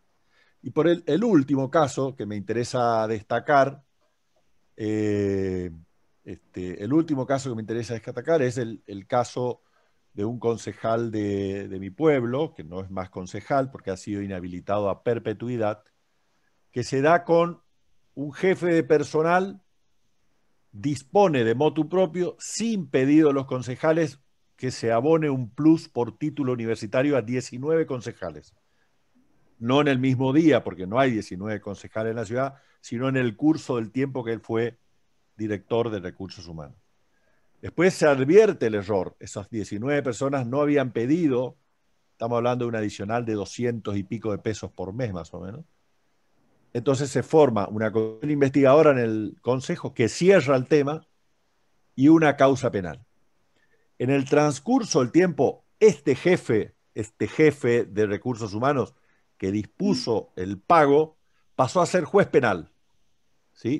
Lo primero que hace el juez penal es cierra la causa para 18, se cierra la causa para él, que había sido el jefe de Recursos Humanos, que había dispuesto el pago a 19, en el exacto momento que queda un solo concejal que es periodista y que había filmado, una imagen que recorrió el mundo por el escándalo, había filmado al gobernador de Corrientes, Ricardo Colombi, parando un operativo antidrogas que se hizo en la ciudad de Goya, que había sido ordenado por el juez federal de Reconquista, Santa Fe. Y no solamente paró el operativo, sino que ordenó la detención con la policía de la provincia de Corrientes del policía de Santa Fe a cargo del operativo y lo ordenó el arresto en la ciudad de Corrientes. O sea, él había filmado, fue motivo de circulación, hoy lo pueden encontrar en cualquier página, y eso fue en ese mismo contexto que sigue la causa penal contra este concejal. No, la causa del delito, el juez se cierra a su actuación, deja latente a 18, esos 18 mañana puede continuar la causa, porque no se dispuso nada, y pasa a debate, a tribunal oral. El juez, que era jefe de Recursos Humanos, que terminó la investigación por cuestiones de vacancia, pasa a ser uno de los jueces que integra el tribunal que tuvo que juzgar la actuación de Ariel Pereira. Y por el delito de fraude, que implicó un perjuicio de 4.600 pesos aproximadamente, repito, 4.600 pesos, Ariel Pereira fue condenado a 2 años de prisión efectiva. de los cuales cumplió 6 meses de prisión efectiva, más la inhabilitación absoluta y perpetua para ocupar cargos públicos. Bueno, si quieren un ejemplo de persecución judicial, nos permitimos poner esto, y yo creo que muchos de los actores más importantes de Comodoro Pi ni siquiera se atreverían a una décima parte de esto. Dicho esto, que yo quería aprovechar la presencia de distinguidos expertos, abogados, interesados en de todo el país y del mundo, dar cuenta de esta situación. Hecho esto, paso el micrófono a algún compañero o compañera interesado en hacer alguna pregunta. Más allá de la que ahí Nené Vidal pregunta, ¿es la que está escrito, Nené, o es otra? Si es la esta, que está escrita, Pablo, así bien, que no es necesario que la formule. Bien. Pregunta Nené Vidal, gracias Nené. ¿Qué camino piensan Cristina o Valeria que se puede tomar para frenar la locura jurídica de la provincia de Jujuy? Y después, contestado le voy a leer la pregunta de Martina Force, pero ahora, no sé, Valeria o Cristina. En términos institucionales, no sé si es lo más adecuado en el caso, pero lo que queda es la intervención federal, ¿no? Porque hoy ocurrieron hechos muy graves como las designaciones de personas clave en puestos en la justicia, en los cargos más altos, privaciones de la libertad sin causas en trámite, realmente cosas extraordinarias. Pero más allá de lo que puede llegar a ser el gobierno nacional, ya que obviamente el sistema judicial jujeño no se va a autodepurar, y un poco está en consonancia con el libro y con la intención que tenemos los 3 autores, es crear mayor conciencia y mayor transparencia y mayor accesibilidad en las causas. O sea, creo que muy pocos y pocas pueden dar cuenta de cuáles son, por ejemplo, las acusaciones que realmente pesan contra Milagro Sala y su compañero, o contra el resto de los compañeros y compañeras que están privados de libertad o que están procesados. Y esta falta de transparencia, esta falta de claridad respecto al contenido de las acusaciones, respecto al funcionamiento del sistema, es lo que hace que permanezca en el oscurantismo y que se pueda perpetuar esta impunidad. Si todos pudiéramos tener claro como el agua, como lo tuvimos con el 2x1, cuáles son la cantidad enorme de garantías constitucionales, como las que explicó recién Cristina, que ocurren en la provincia de Jujuy, seguramente el rechazo y la respuesta popular sería muchísimo más profunda y produciría cambios. El problema es el problema es que es muy difícil poder lograr romper con el secretismo y con la complejidad con la que habla el Poder Judicial, y romper también con el cerco mediático que no permite comprender los alcances de la causa. Si uno pudiera tener a alguien, como recién explicó Cristina, explicando cada una de las vulneraciones a las garantías constitucionales que ocurren en Jujuy, pudiéramos tomar conciencia de que eso implica que las garantías constitucionales de todos y todas están en riesgo, pues si se las vulneraron a Milagros o compañeros, a muchos otros también las de todos y todas permanecen en riesgo, entonces seguramente la reacción popular y la movilización de la dirigencia política sería mucho más importante. Por eso es clave no solamente esperar una intervención federal del gobierno nacional o una autodepuración del gobierno provincial, sino una conciencia jurídica muchísimo más amplia para que tengamos claridad sobre lo sucedido y podamos tomar el impulso en la calle y por distintos otros métodos y mecanismos para lograr una respuesta institucional más rápida. Sí, totalmente. Creo que la publicidad de los actos, así como es obligatoria la publicidad de los actos de gobierno, también se tiene que dar esta publicidad de los actos. Milagro Sala lleva más de 1900 días privada de su libertad, y yo creo que obviamente necesitamos un cambio normativo, y necesitamos que para que los jueces sean respetuosos hay que presionar, y los únicos que pueden presionar es el pueblo, y como para completar un poco lo que estuvo diciendo Valeria, que obviamente coincido en todo, ¿no? Sí.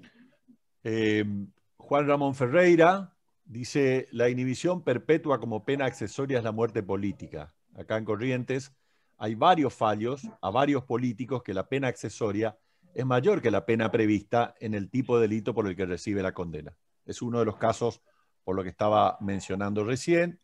Después hay muchas felicitaciones para Valeria y para Cristina. Y vamos a leer la última pregunta de Martina Forns, que dice: para Cristina, si la modificación de la ley de medios o que se impida la existencia de medios en pocas manos sería actualmente una de las formas de evitar el lawfare. Y finalmente vamos a, después de esta respuesta, Martina, le vamos a conceder a una pregunta más antes del cierre a Mari Falletti. Bueno, por supuesto que podría ayudar, ¿no? O sea, si evitamos los monopolios, siempre eso es un tema que colabora. Me parece que sí, que necesitamos una nueva ley de medios,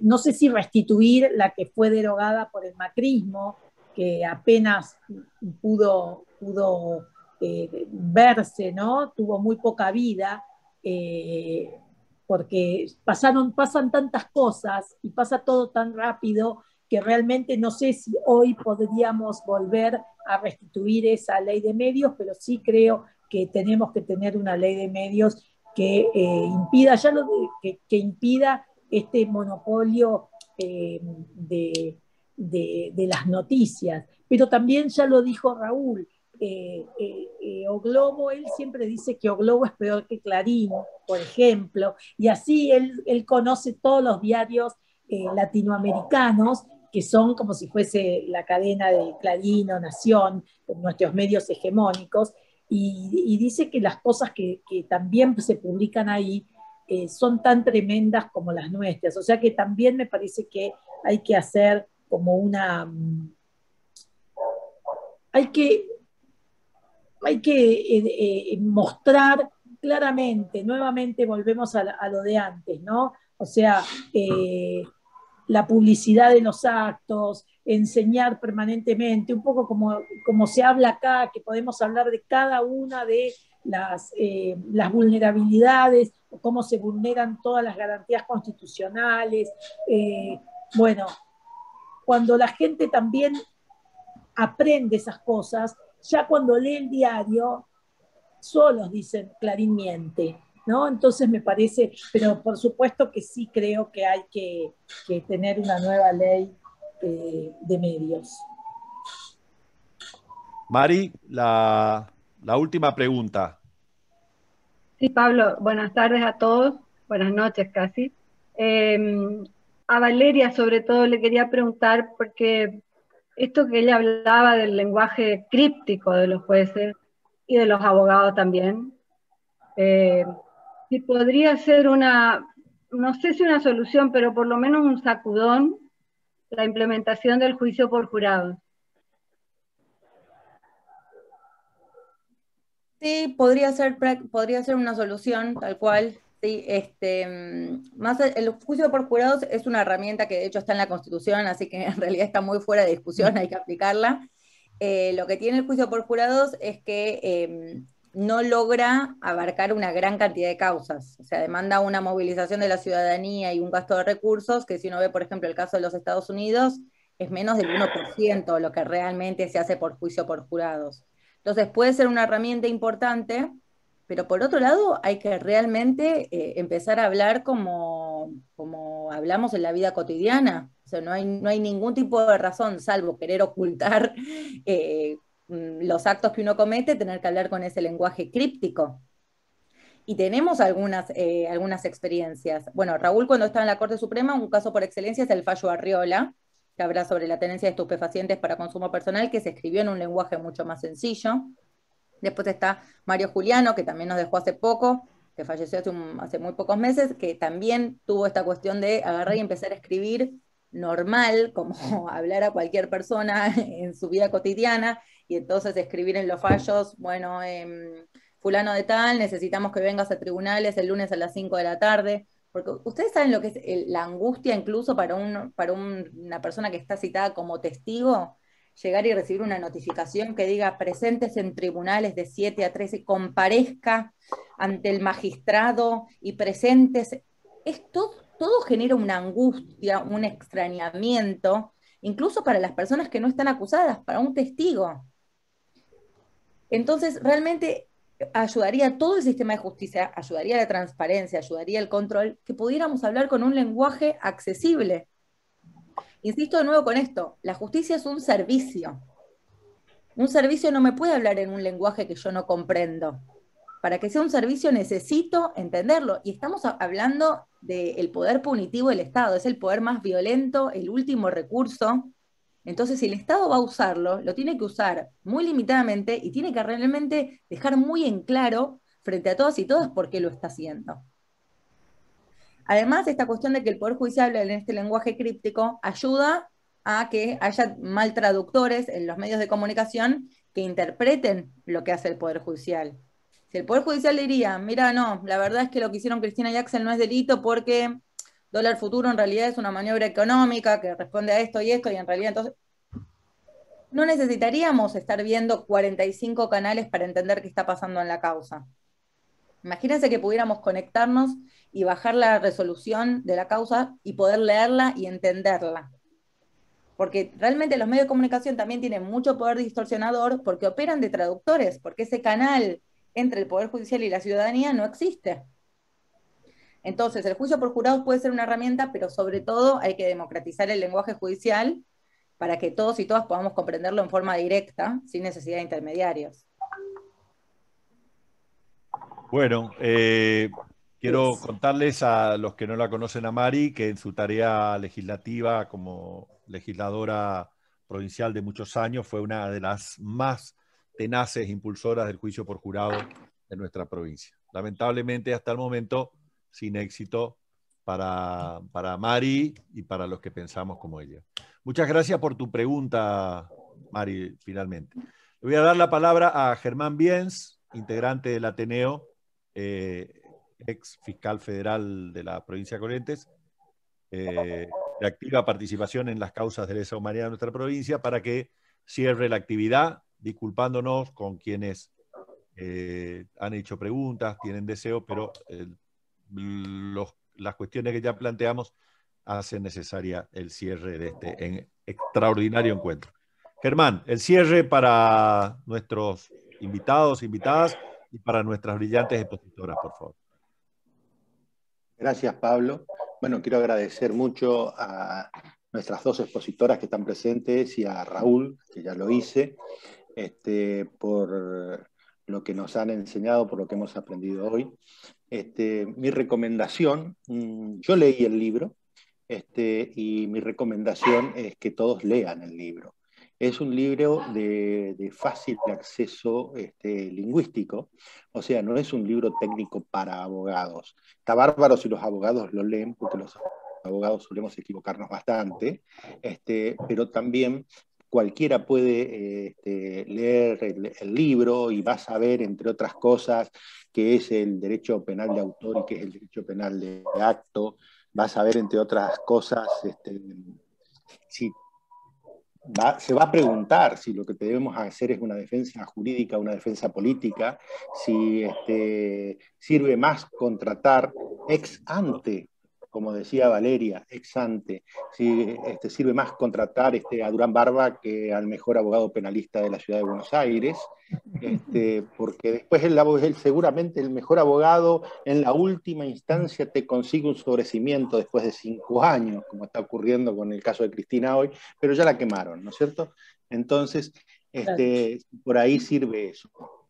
Respecto al hecho de permanecer movilizados en este tema, Valeria dio el ejemplo del 2x1. Yo no tengo claro el tema del 2x1. Sé que en el 2x1, yo me movilicé en el 2x1, pero sé que en el 2x1 se movilizó un colectivo muy específico, que estamos muy preocupados por los derechos humanos. Entonces nos movilizamos por eso. Ante otras situaciones no se movilizaron. Incluso acá vale la reflexión que también hacen en el libro, ¿no es cierto?, de la ingenuidad de gobiernos populares, la ingenuidad que cayó el gobierno popular de los Kirchner en la designación de algunos jueces y fiscales, y en la sanción de algunas leyes, o sea, destrozaron de pronto algún código, sancionaron algunas leyes para dejar contentos algún adversario político, cosa que también por ahí se ve en el actual gobierno, que quieren dejar contentos a algún adversario político y se están equivocando. Esto que estoy diciendo, le digo para los demás que me están escuchando, no es mío, es del libro, es para que compren el libro, para que lean el libro, que vale realmente la pena. Muchas gracias, Cristina, muchas gracias, Valeria, muchas gracias de nombre de la Liberación a ustedes.